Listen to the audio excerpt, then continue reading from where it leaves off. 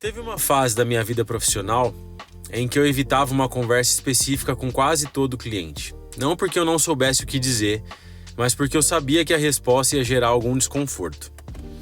A conversa era sobre escolhas. Sempre que o assunto chegava perto de foco, prioridade ou limite, vinha a mesma reação. Mas e se eu fizer a gente perder demanda?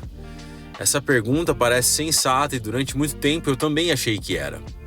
Hoje, olhando para trás, eu percebo que ela é parte de um medo muito comum. O medo de fechar portas antes de ter segurança suficiente. O problema é que segurança raramente vem antes da escolha. Na maioria das vezes, ela vem depois. Durante anos eu vi empresas tentando crescer, mantendo todas as possibilidades abertas. Não por ambição, mas por receio.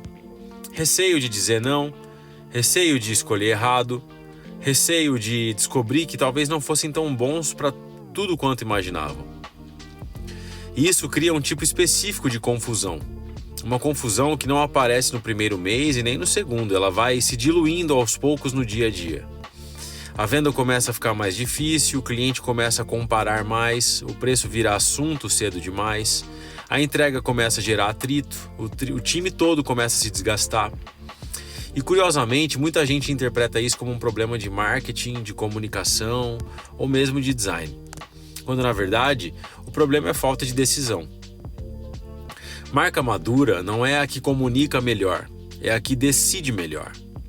Decide para quem faz sentido, decide em qual contexto é forte, decide o que está disposta a sustentar, inclusive quando isso significa abrir mão de oportunidades de curto prazo. Esse é o ponto que quase ninguém gosta de encarar. Escolher não é um exercício conceitual, mas operacional. Você percebe se uma marca fez escolhas reais quando elas começam a gerar incômodo interno. Quando alguém pergunta, mas e se aparecer esse tipo de cliente, a gente vai recusar?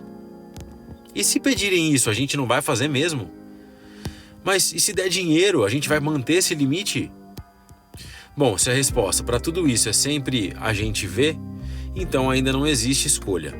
Existe somente o discurso. Discurso hoje ele não sustenta mais nada sozinho. Durante muito tempo, a prova social foi confundida com narrativa, com storytelling, com saber falar bem. Isso funcionou em outra fase do mercado. Hoje, quase todo mundo fala bem.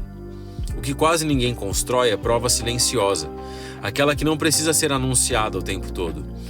A prova, na prática, não é convencer, mas reduzir riscos. E o cliente não quer ouvir por que você é bom. Ele quer entender por que escolher você é o menos arriscado do que escolher outro. Isso não está nos adjetivos, isso está no critério. Está em como você decide quem atende. Está em como você define o que você entrega. Está em como você estabelece limites. Está em como você repete padrões. Uma das maiores viradas que eu vi em projetos de marca foi quando eu vi a empresa parando de tentar convencer os clientes ou parando de tentar de ser diferente e as empresas começam a explicar como elas pensam e como elas decidem. Quando isso acontece, o discurso perde o peso e isso é bom. Porque agora existe algo observável, algo consistente, algo que não depende da habilidade de alguém em vender uma boa ideia. Existe uma ligação direta entre escolha e prova social. Quanto menos escolhas uma marca faz, mais ela precisa falar. Quanto mais escolhas ela sustenta, menos ela precisa explicar. E isso muda completamente o tipo de cliente que vai se aproximar. Marcas confusas atraem volume e marcas claras atraem contexto. O volume ele parece crescimento, mas ele cobra o seu preço em atrito, no desconforto, no desgaste. O contexto parece restrição, mas protege. Protege a sua margem, protege sua reputação, protege sua energia. Eu aprendi isso errando e tentando sustentar posicionamentos que não tinham decisão por trás. Tentando compensar a falta de critério com comunicação, tentando fazer o design segurar um peso que não é dele. Hoje, quando alguém fala em branding, eu não penso mais em estética, eu penso em maturidade.